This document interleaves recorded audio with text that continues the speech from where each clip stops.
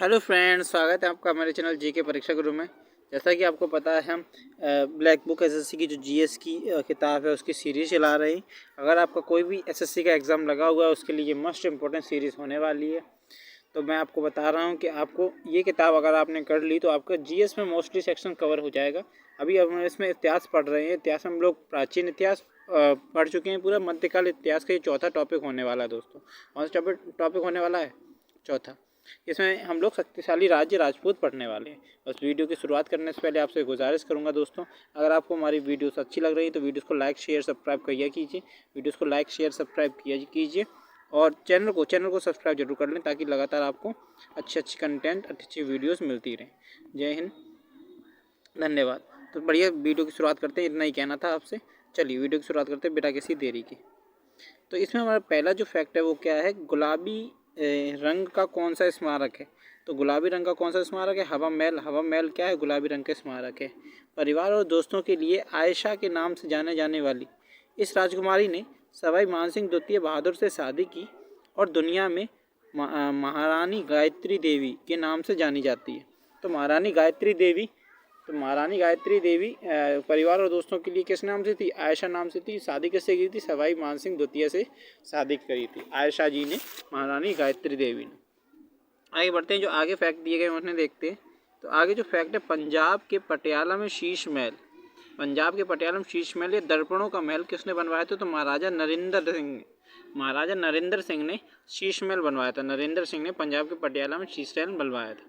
दिल्ली शहर की स्थापना का श्रेय किस तोमर शासक को दिया जाता है? तो अनंगपाल तोमर को जाता है। दिल्ली शहर की स्थापना का श्रेय किसे जाता है? अनंगपाल तोमर को जाता है। आगे आता है रणथंबोर ब्लैंक्स था। क्या था? एक राजपूत किला था। एक राजपूत किला था रणथंबोर। जयपुर के महाराजा सवाई जयसिंह ने ब्लैंक्स में खगोलीय वेधशाला जंतर मंतर का निर्माण कराया था। तो उन्होंने क्या 5 जगह बनवाया था? क्या? दिल्ली, जयपुर, बनारस, उज्जैन और मथुरा। दिल्ली, जयपुर, बनारस, उज्जैन और मथुरा, 5 जगह उन्होंने क्या बनवाई थी? वेधशाला बनाई थी। खगोलीय वेधशाला बनवाई थी 5 जगह। ठीक है। इस राजपूत शासक ने लोगों को खगोलीय अवलोकन करने में सक्षम बनाने के लिए जिज मोहम्मद शाही नामक तालिकाओं का एक समूह तैयार किया था। तो राजा सवाई जयसिंह ने तैयार किया था। ठीक है। किसका? जिज मोहम्मद शाही नामक तालिकाओं का एक समूह तैयार किया था। महाराजा सवाई जयसिंह द्वितीय द्वारा जयपुर में नाहरगढ़ किले का निर्माण किस वर्ष किया गया था? 1734 में। 1734 में महाराणा सवाई सिंह जयसिंह द्वितीय द्वारा नाहरगढ़ किले का निर्माण करा गया था 1734 में। जयपुर में स्थित हवा महल का निर्माण 1799 ईस्वी में किसने करवाया था? सवाई प्रताप सिंह ने करवाया था। 1799 में जयपुर में स्थित हवा महल का निर्माण 1799 किसने कराया? सवाई प्रताप सिंह ने। पृथ्वीराज रासो किसके द्वारा लिखा गया था? तो चंद बरदाई द्वारा पृथ्वीराज रासो लिखा गया था। भोपाल के प्रसिद्ध शहर की स्थापना राजपूत शासक ब्लैंक्स द्वारा की गई थी। किस राजपूत शासक द्वारा? राजा भोज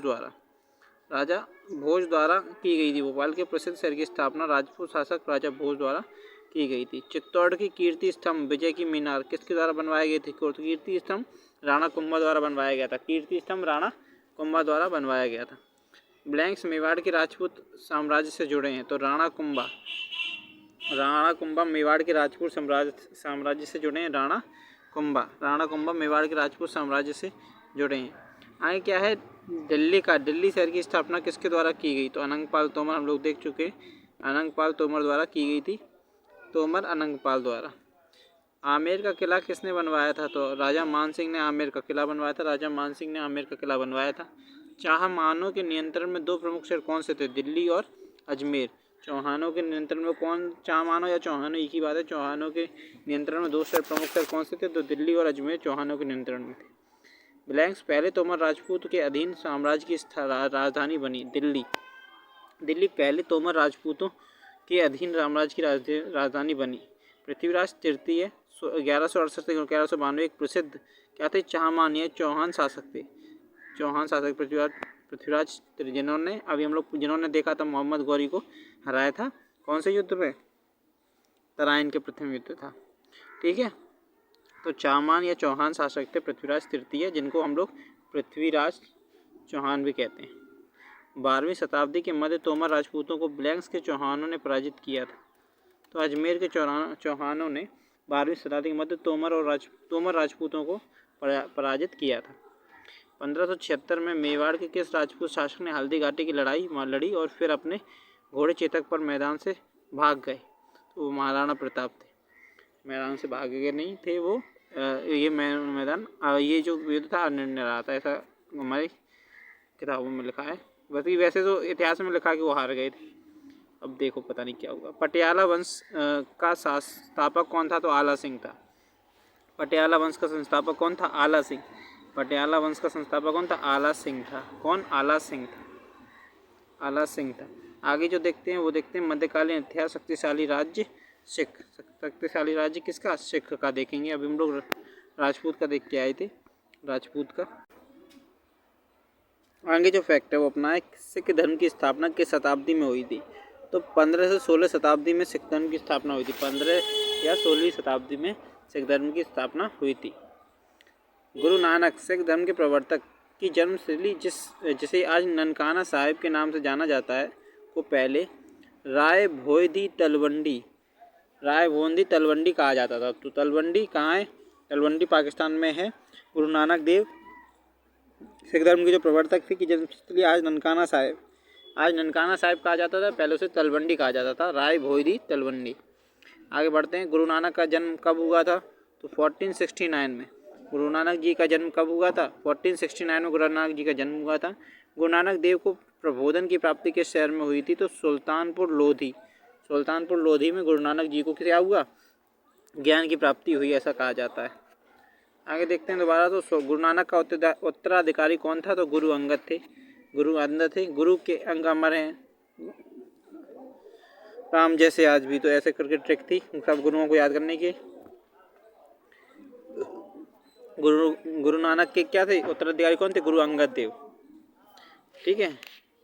ऐसे गुरु के अंग अमर हैं राम जैसे आज भी, ऐसे करके ट्रिक थी।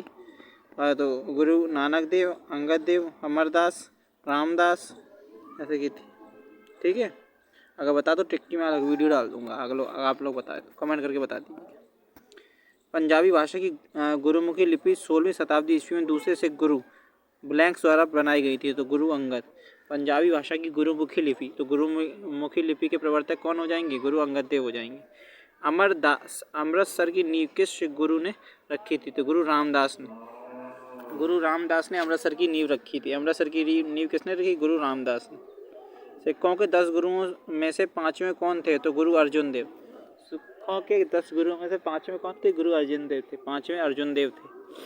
5वें सिख गुरु ब्लैंक्स ने आदि ग्रंथ को संकलित किया, जो सिख ग्रंथ का पहला आधिकारिक संस्करण था। तो वो थे गुरु अर्जुन। 5वें गुरु कौन थे? अर्जुन देव थे। उन्हीं ने आदि ग्रंथ को संकलित किया, जो सिख ग्रंथ का पहला आधिकारिक संस्करण था।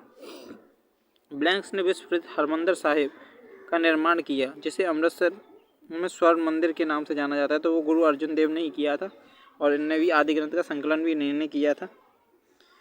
अकाल तख्त किसके द्वारा बनवाया गया था? तो गुरु हरगोविंद द्वारा अकाल तख्त बनवाया गया था। अकाल तख्त गुरु हरगोविंद द्वारा बनवाया गया था, अकाल तख्त।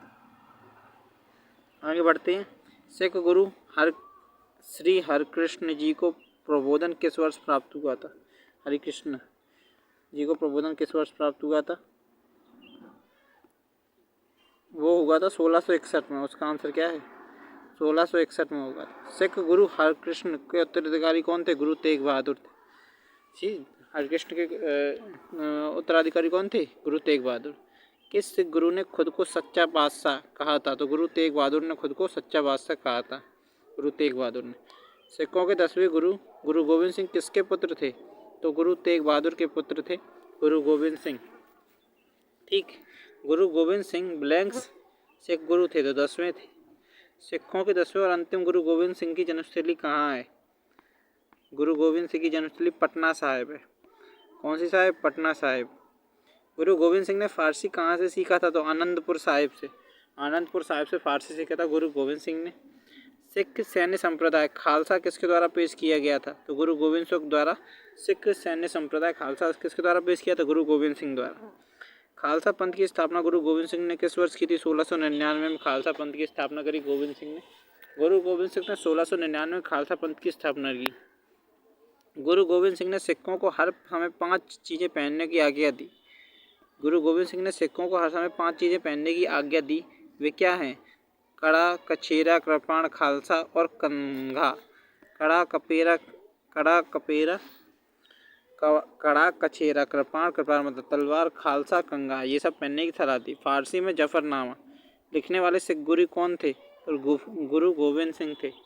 गुरु गोविंद सिंह फारसी में जफरनामा लिखने वाले गुरु थे। किस सिख गुरु ने धार्मिक मुखिया को मनोनीत करने की प्रथा को बंद किया? तो गुरु गोविंद सिंह थे।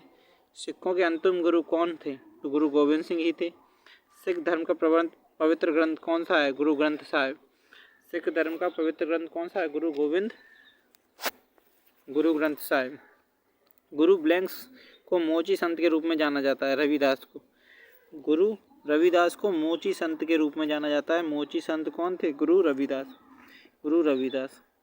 ब्लैंक्स अमृतसर में हरमंदिर साहिब गुरुद्वारे की स्वर्ण सौंदर्यीकरण के लिए प्रसिद्ध है, जिसे स्वर्ण मंदिर के नाम से जाना जाता है। तो रणजीत सिंह अमृतसर में हरमंदिर साहिब गुरुद्वारे के स्वर्ण सौंदर्यीकरण के लिए प्रसिद्ध, जिसे स्वर्ण मंदिर के नाम से नहीं, रणजीत सिंह ने इसमें सोना लगाया था। ठीक है। स्वतंत्र सिख राज्य के संस्थापक कौन थे? तो रणजीत सिंह थे। इसका आंसर रणजीत सिंह नहीं होगा, इसका होगा। ठीक है। महाराजा रणजीत सिंह के साम्राज्य की राजधानी क्या थी? तो लाहौर थी। महाराजा रणजीत सिंह के साम्राज्य की राजधानी क्या थी? लाहौर थी। 1799 में महाराजा रणजीत सिंह ने किस शहर में अपनी राजधानी स्थापित की? लाहौर में। 1799 में महाराजा रणजीत सिंह ने किस शहर में अपनी राजधानी स्थापित की? तो लाहौर में करी। कहाँ? लाहौर में। सिख खालसा सेना का गठन रणजीत सिंह के शासन के तहत किया गया था। सिख खालसा सेना का गठन। रणजीत सिंह की राजनीतिक राजधानी लाहौर थी। किस शहर को उनकी धार्मिक राजधानी कहा जाता है? तो धार्मिक राजधानी उनकी क्या थी? अमृतसर थी। अमृतसर उनकी धार्मिक राजधानी थी। कौन सी? अमृतसर। पंजाब के अंतिम राजा महाराजा दिलीप सिंह को किस वर्ष 10 वर्ष की आयु में पंजाब की गद्दी पर बैठे थे? तो 1849 में वो बैठे थे 10 वर्ष की आयु में पंजाब की गद्दी पर। ठीक है। अब मध्यकालीन इतिहास का कौन सा आता है? मराठा आता है। मराठा शासन में सरदेशमुखी क्या था? राजस्व पर लगाया गया एक कर था। ठीक है। सरदेशमुखी क्या था? 10% था सरदेशमुखी। ठीक है। आगे देखते हैं। चौथ क्या था? शिवाजी द्वारा पड़ोसी राज्यों पर लगाया जाने वाला भूमि कर 25%। पड़ोसी राज्यों पर जो भूमि कर लगाया जाता था 25%, वो चौथ था। ठीक है। चौथ। शिवाजी के शासनकाल में कौन सा कर वसूल किया जाता था? सरदेशमुखी जो कि 10% था। मुगल सेना के खिलाफ लड़ते हुए सिंहगढ़ के किले की सफल रक्षा में किस मराठा योद्धा की मृत्यु हो गई थी? तानाजी मालुसरे। मुगल सेना के खिलाफ लड़ते हुए सिंहगढ़ किले की सफल रक्षा में किस मराठा योद्धा की मृत्यु हो गई थी? वो तानाजी मालुसरे थे। साईबाई से शिवाजी के पुत्र का नाम संभाजी रखा गया था। साईबाई से शिवाजी के पुत्र का नाम क्या रखा गया था? संभाजी। छत्रपति शिवाजी और सोयराबाई ने अपने पुत्र का नाम राजाराम। छत्रपति शिवाजी और सोयराबाई ने अपने पुत्र का नाम क्या रखा? राजाराम। किसके बीच पुरंदर की संधि पर हस्ताक्षर किए गए थे? मुगल और मराठा के बीच पुरंदर की संधि के पर हस्ताक्षर किए गए थे। क्षेत्रीय मराठा राजवंशों में से एक होलकर वंश की स्थापना किसने की थी? तो मल्हारराव होलकर ने की थी। मल्हारराव होलकर ने मराठा राजवंश होलकर वंश की स्थापना की थी। मल्हारराव होलकर ने। छत्रपति शिवाजी ने प्रतापगढ़ के युद्ध में किसे मारा था? अफजल खान को। प्रतापगढ़ के युद्ध में छत्रपति शिवाजी ने मारा था।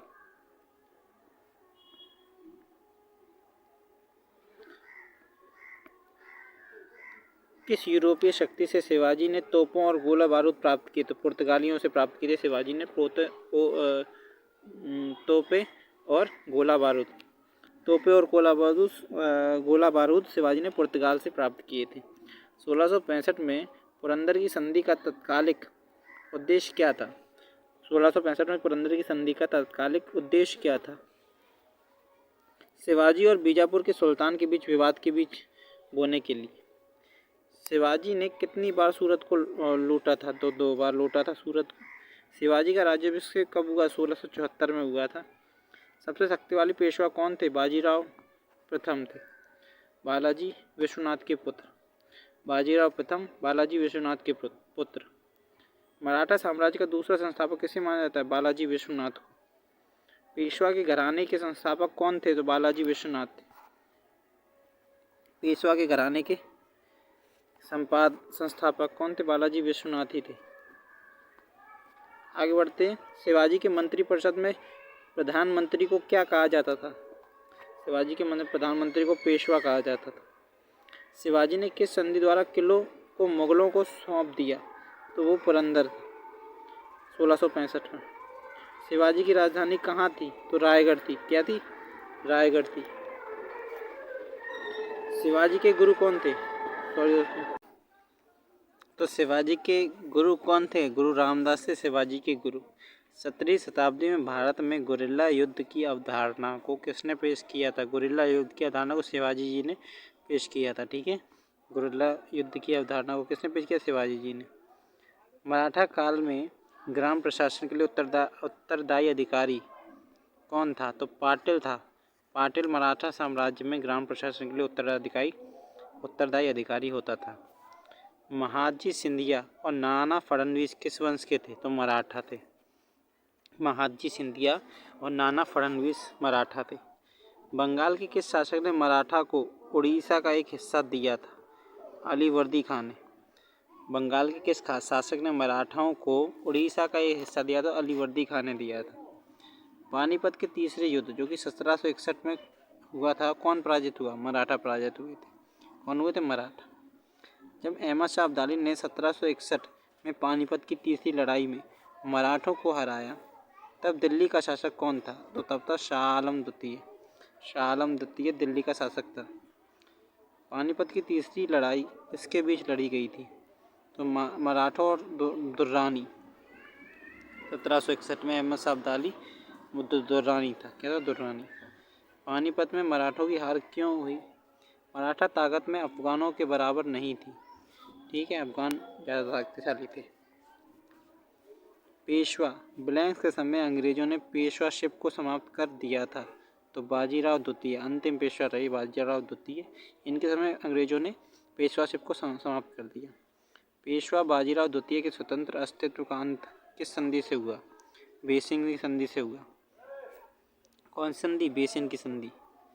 बेसिन की संधि। कौन सी संधि? बेसिन की संधि से हुआ। आगे जो क्वेश्चन बनता है वह मराठों को हारने के बाद अंग्रेजों ने किस वर्ष दिल्ली पर अधिकार कर लिया था? तो 1803 पर। 1803 में ही हुई थी बेसिन की संधि। 1803 में। निम्नलिखित में से कौन सा जोड़ा मराठों की कराधान प्रणाली से संबंधित है? चौथ और सरदेशमुखी, जट और सबर, पोलाज और परौती, एकता और जागीर। तो वो था पहला वाला। मराठा, चौथ और सरदेशमुखी, दिल्ली सल्तनत, एकता और जागीर, मुगल, पोलाज और परौती, और मनसबदारी, जट और क्या था? जट और सवर। आगे बढ़ते हैं। मध्यकालीन इतिहास शक्तिशाली राज्य विजयनगर साम्राज्य। कौन सा? विजयनगर। कौन सा? विजयनगर। आगे देखते हैं। इसका जो पहला फैक्ट है वह क्या है? हरिहर और बुक्का किस साम्राज्य के संस्थापक थे? तो विजयनगर के। उस नदी का नाम बताइए जिस नदी के तट पर विजयनगर शहर स्थित है। तो वह तुंगभद्रा। विजयनगर कर्नाटक, तुंगभद्रा में। विजयनगर शासक कृष्णदेव राय की रचनाओं में से एक अमुक्त माल्याद किस भाषा में लिखी गई है? तो तेलुगु में। विजयनगर साम्राज्य के कृष्णदेव राय की रचनाओं में से एक अमुक्त माल्याद किस भाषा में लिखी गई है? तेलुगु। तो विजयनगर शासक कृष्णदेव राय की रचनाओं में से एक अमुक्त माल्याद किस भाषा में लिखी गई है? तेलुगु में। तेलुगु में। आगे बढ़ते हैं। तालीकोटा का युद्ध के समय विजयनगर साम्राज्य में कौन सा राजवंश शासन कर रहा था? तो तुलुभ राजवंश शासन कर रहा था तालीकोटा के युद्ध के समय। ठीक है, तुलुभ। कृष्णदेव राय किस वंश के शासक थे? तो तुलुभ के थे। लेपाक्षी का मंदिर अपने लटकते खंभों के लिए प्रसिद्ध है। विजयनगर और विजयनगर शैली में निर्मित है। इसे ब्लैंक्स मंदिर भी कहा जाता है। तो वीरभद्र मंदिर, लेपाक्षी मंदिर को वीरभद्र मंदिर भी कहा जाता है। ये तुलु वंश के राजा कृष्णदेव राय के साम्राज्य के अंतर्गत बनाया गया था। उनका साम्राज्य था तुलुक। ठीक है, तालीकोटा का युद्ध विजयनगर साम्राज्य कौन सा राजवंश शासन कर रहा था? तो तुलु वंश था। आगे बढ़ते हैं।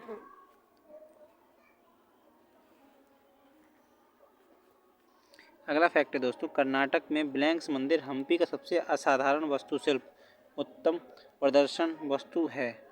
तो विट्ठल कर्नाटक में विट्ठल मंदिर हम्पी का सबसे असाधारण वास्तुशिल्प उत्तम प्रदर्शन वस्तु है। तो विट्ठल। विजयनगर की राजधानी हम्पी के प्राचीन शहर की खंडर किस वर्तमान भारतीय राज्य में है? तो कर्नाटक में है। ब्लैंक्स विजयनगर साम्राज्य की राजधानियों में से एक थी। तो चंद्रगिरी विजयनगर साम्राज्य की राजधानियों में से एक थी, चंद्रगिरी। देवराय ने हम्पी में कृष्ण स्वामी मंदिर का निर्माण किया, जो वर्तमान में कर्नाटक में स्थित है। कृष्ण स्वामी मंदिर, ठीक है, का निर्माण किया, जो वर्तमान में कहाँ है?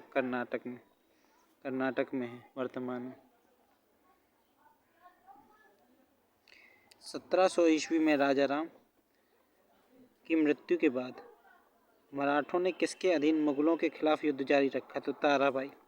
1700 ईस्वी में राजा राम की मृत्यु के बाद मराठों ने किसके अधीन मुगलों के खिलाफ युद्ध जारी रखा? तालीकोटा का युद्ध विजयनगर साम्राज्य और दक्कन के सुल्तानों के बीच किस वर्ष लड़ा गया?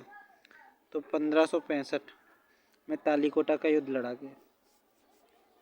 विजयनगर साम्राज्य का पतन किस युद्ध में हुआ था? तालीकोटा के युद्ध 1565। दक्कन के अबला बाबा गरीबों के मित्र की उपाधि किसे प्राप्त थी? ये इब्राहिम आदिल शाह द्वितीय को। दक्कन के अबला बाबा गरीबों के मित्र की उपाधि किसे प्राप्त थी? इब्राहिम आदिल शाह द्वितीय को। प्रसिद्ध कोहिनूर हीरा कहाँ की एक खदान से उत्पादित था? तो गोलकुंडा की खदान से उत्पादित था कोहिनूर हीरा। बहमनियों से गोवा के महत्वपूर्ण किले को कब्जा करने वाला पहला विजयनगर शासक कौन था? हरिहर द्वितीय। बहमनियों से गोवा के प्रसिद्ध महत्वपूर्ण किले का कब्जा करने वाला पहला विजयनगर शासक कौन था? तो हरिहर द्वितीय था। विजयनगर के सभी शासकों में सबसे महान किसे माना जाता है? कृष्णदेव राय को, जो कि तुलु वंश से संबंधित थे। किस राजा को आंध्र भोज की उपाधि दी गई थी? तो कृष्णदेव राय को दी गई थी। आंध्र भोज की उपाधि कृष्णदेव राय को दी गई थी। हम्पी, तिरुवन्नामलाई, चिदम्बरम, श्रीरंगम, तिरुपति आदि मंदिरों के सामने स्मारकीय राय गोपुरम का निर्माण किसने करवाया था? कृष्णदेव राय ने। हम्पी, तिरुवन्नामलाई, चिदम्बरम, श्रीरंगम, तिरुपति आदि मंदिरों के सामने स्मारकीय राय गोपुरम का निर्माण किसने करा था? कृष्णदेव राय ने। विश्व के दूसरे सबसे बड़े गुंबद और कानाफूसी दीर्घा के लिए प्रसिद्ध बीजापुर के गोल गुंबज का निर्माण किसने करवाया था? यूसुफ आदिल शाह ने। विजयनगर के शासकों ने ब्लैंक्स को बढ़ावा दिया। तमिल, तेलुगु और संस्कृत को विजयनगर शासकों ने बढ़ावा दिया। मध्यकाल में अब्दुल रज्जाक किस देश से भारत आया था? तो पर्सिया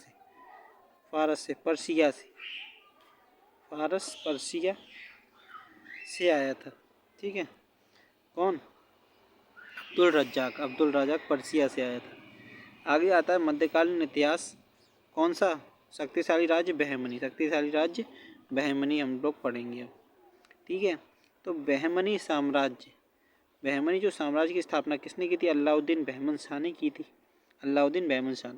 बहमनी शासक ताजुद्दीन फिरोज ने किस विजयनगर शासक की पुत्री से विवाह किया था? तो देवराय प्रथम की बेटी से विवाह किया था। किसने? ताजुद्दीन फिरोज ने देवराय प्रथम की बेटी से विवाह किया था। गोलकुंडा किला ब्लैंक्स राजवंश द्वारा बनवाया गया था। तो काकतीय राजवंश द्वारा गोलकुंडा किला बनवाया गया था। ठीक है, काकतीय राजवंश द्वारा गोलकुंडा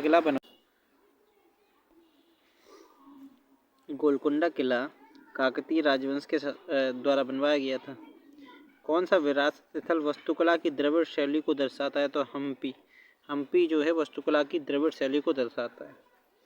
ब्लैंक्स गोल गुंबज मोहम्मद आदिल शाह का मकबरा है। तो बीजापुर का गोल गुंबज, बीजापुर कर्नाटक का मोहम्मद आदिल शाह का मकबरा है। बीजापुर अपनी ब्लैंक्स के लिए जाना जाता है, गोल गुंबज के लिए जाना जाता है। कौन सी? गोल गुंबज के लिए। गोल गुम्बज की रचना किसने की थी? दाबुल के याकूत ने। दाबुल के याकूत ने गोल गुम्बज की रचना की थी। गोल गुम्बज किस शताब्दी में बनाया गया था? तो 17वीं शताब्दी में बनवाया गया था गोल गुम्बज।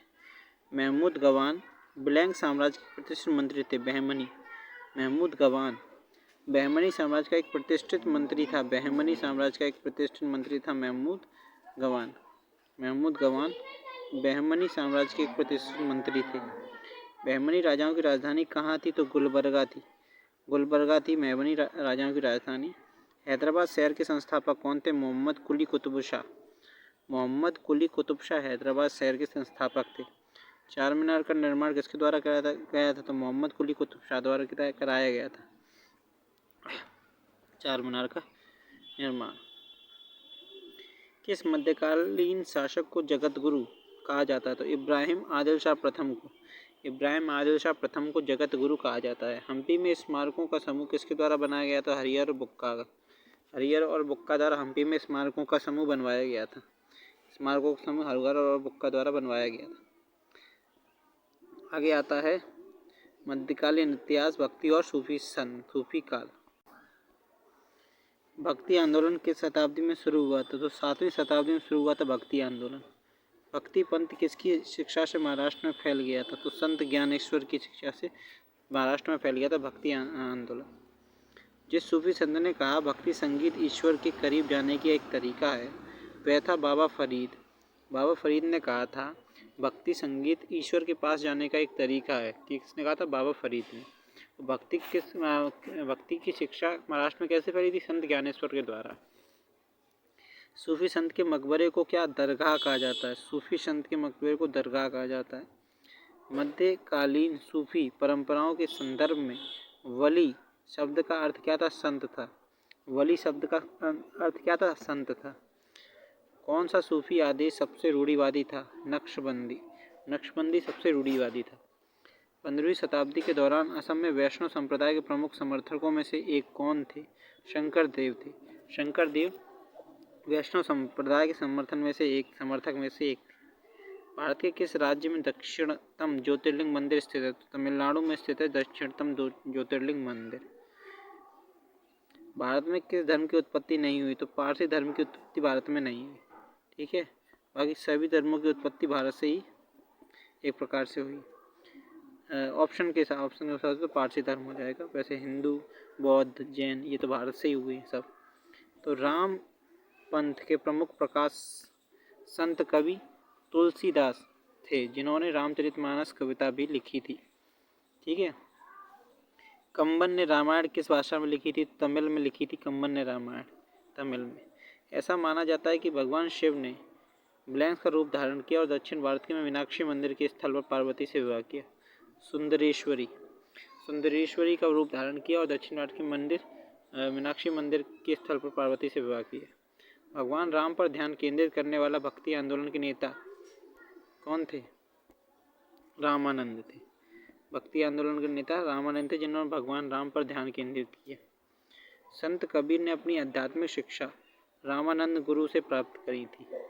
कौन सा ग्रंथ कश्मीर के राजाओं का विस्तृत विवरण देता है? तो राजतरंगिणी, जो कि कलहण द्वारा रचित राजतरंगिणी देता है। कलहण ने 12वीं शताब्दी में ब्लैंक्स नामक पुस्तक लिखी, जो कश्मीर के राजाओं का एक पद्म रूप ऐतिहासिक इतिवृत्त है, राजतरंगिणी।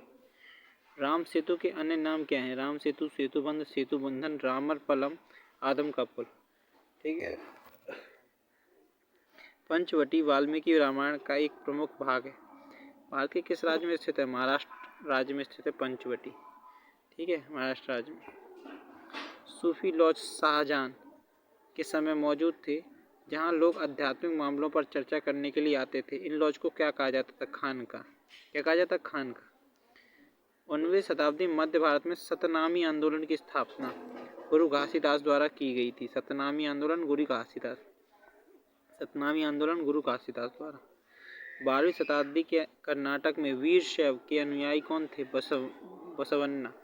बसवन्ना कौन थे? वीर शैव के अनुयायी थे बसवन्ना के अनुयायी थे।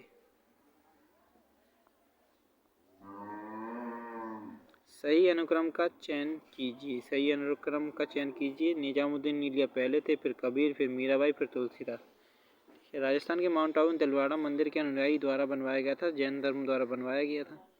सूफी परंपरा में पीर का क्या अर्थ है? सूफियों के गुरु किसे का कहा जाता है? पीर को कहा जाता है। वली सूफी संत को कहा जाता है। भक्ति आंदोलन और सूफी आंदोलन दोनों में कौन से पहलू समान नहीं है? मूर्तियों की पूजा समान नहीं है। भक्ति आंदोलन मूर्तियों की पूजा की जाती है। भारत में सबसे महत्वपूर्ण सूफी तीर्थ स्थल कौन सा है? तो अजमेर है। ठीक है, निजामुद्दीन वो था। अजमेर में दरगाह है सलीम चिश्ती, शेख सलीम चिश्ती, मोइजुद्दीन चिश्ती, उनकी दरगाह है। पहला भक्ति आंदोलन किसके द्वारा आयोजित किया गया था? तो रामानुजाचार्य द्वारा। श्री पेरम्बदूर किसका जन्म स्थल है? श्री रामानुजाचार्य जी का जन्मदिन पेरम्बदूर। इनाम भूमि वह थी जो ब्लैंक्स को सौंपी जाती थी, विद्वान और धार्मिक व्यक्तियों को सौंपी जाती थी। इनाम भूमि विद्वान और धार्मिक व्यक्तियों को सौंपी जाती थी। क्या? इनाम भूमि। अब्दुल फजल किस सूफी संत के पुत्र थे? शेख मुबारक के पुत्र थे अब्दुल फजल। महाराष्ट्र के सबसे महान भक्ति कवि कौन थे? तुकाराम थे। तुकाराम। संत कबीर का जन्म कहाँ हुआ था? तो वाराणसी में हुआ था। ठीक है। आचार्यों का सही कालानुक्रम क्रम क्या है? शंकर, रामानुज, माधव और चैतन्य। शंकर, रामानुज, माधव और चैतन्य। मेवाड़ के शाही परिवार से संबंध रखने वाले प्रसिद्ध भक्ति संत कौन थे? तो मीराबाई थी। मेवाड़ के शाही परिवार से संबंध रखने वाली प्रसिद्ध भक्ति संत कौन थी? मीराबाई। अजमेर में किस सूफी संत की दरबार? मोइनुद्दीन चिश्ती की। मोइनुद्दीन चिश्ती। गीत गोविंद के लेखक जयदेव हैं। रानी की बाग में अधिकांश मूर्तियां किसकी भक्ति में हैं? तो विष्णु जी की भक्ति में रानी की बाग में अधिकांश मूर्तियां। अगला फैक्ट है, प्रसिद्ध सांस्कृतिक स्थल रानी की बाव किस नदी के तट पर स्थित है? तो सरस्वती नदी के तट पर स्थित है रानी की बाव। दीदा की उपाधि वाली रानी 930 से 1003 के बीच भारत के किस हिस्से पर शासन किया था? तो कश्मीर पर शासन किया था। दीदा की उपाधि वाली रानी। बंगाल में भक्ति आंदोलन के प्रवर्तक किसे माना जाता है? तो चैतन्य प्रभु को माना जाता है। तुलसीदास ने रामचरितमानस के लिए किस भाषा का उपयोग किया था? तो अवधी का उपयोग किया था। अवधी भाषा का उपयोग किया था। बंगाल के प्रसिद्ध संत चैतन्य किसके समकालीन थे? तो अलाउद्दीन हुसैन शाह के समकालीन थे चैतन्य महाप्रभु हुसैन शाह। ब्लैंक्स एक सोहरावर्दी सूफी संत हमीदुद्दीन नागौरी। एक सोहरावर्दी सूफी संत हमीदुद्दीन नागौरी। भारत में भक्ति और सूफी आंदोलन किस काल में हुए थे? तो मध्यकालीन काल में हुए थे भक्ति और सूफी आंदोलन। अमीर खुसरो की रचना किसे माना जाता है? तो खलीक ए बारी, ख्याल, तराना, कव्वाली, ये सब अमीर खुसरो की रचना माना जाता है। खलीक ए बारी, ख्याल भी अमीर खुसरो की, तराना और कव्वाली ये सब अमीर खुसरो की रचना माना जाता है। अमीर खुसरो के सूफी संत के शाही कवि और शिष्य थे? तो सैयद मोहम्मद निजामुद्दीन औलिया, इनकी दरगाह दिल्ली में है। सूफीवाद के संदर्भ में ब्लैंक सूफी तीर्थों की तीर्थ यात्रा को संदर्भित करता है? तो जियारत। सूफीवाद के संदर्भ में जियारत सूफी तीर्थों की तीर्थ यात्रा को संदर्भित करता है। क्या? जियारत। क्या करता है? जियारत। तो यहीं पे हम लोग अब फिर मध्यकालीन इतिहास खत्म होता है। अगले वीडियो से हम लोग आधुनिक इतिहास की शुरुआत करेंगे। अब मैंने इसकी प्लेलिस्ट बना दी है, आप चाहे तो पिछली वीडियोस प्लेलिस्ट से देख सकते हैं जिन्होंने नहीं देखी है। इसकी पूरी किताब की प्लेलिस्ट चल रही है। बस आपसे लास्ट में गुजारिश करूँगा इस वीडियो को लाइक कर दें, ठीक है, और शेयर कर दें अपने दोस्तों को, और कमेंट करके बताएं आपको कैसी लगी वीडियोस, और चैनल को सब्सक्राइब कर लें। अभी तक जिन्होंने चैनल को सब्सक्राइब नहीं किया है, चैनल को सब्सक्राइब कर लें ताकि लगातार आपको अच्छी वीडियोस मिलती रहें। जय हिंद, धन्यवाद। जय हिंद, जय भारत। पढ़ते रहिए।